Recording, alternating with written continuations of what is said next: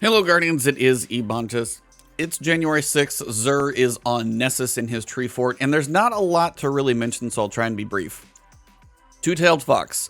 It's an okay rocket launcher, but if you don't own it, you probably should. Dragon Shadow, this is a decent roll for PvP. If you don't have one, it's not a bad place to start and see if you enjoy the exotic.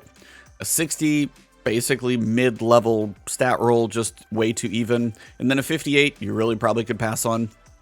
The only legendary weapon, Deafening Whisper, is a void waveframe grenade launcher. If you've missed it in previous runs, it's not a bad thing to own one of these in case it does, find a really good spot in a void build. Everything else is pretty mediocre that I've looked through. If you do think a legendary weapon is awesome, please call it out in the comments. You've got a surplus, very high handling Hawkmoon. If that's your style, maybe that's for you.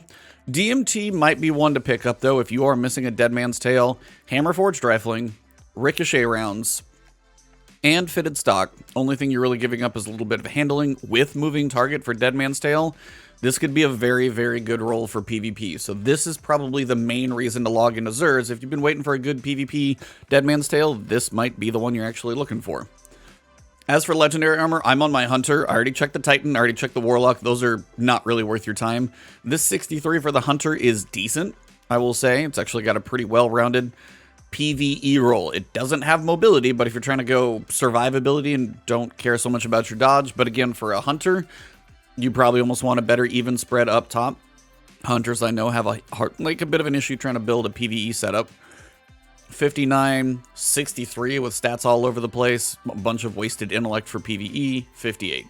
Basically the legendary armor you could skip over. So that's basically it for Xur.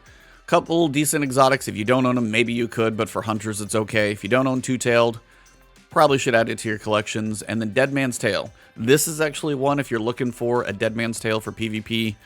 Unless there's a better perk combination you guys can think of, I think this is going to be pretty solid. Maybe a different stock, but that's about it. So if you guys enjoyed this one, drop a like below. Leave a comment if there's something I didn't shout out that I probably should have.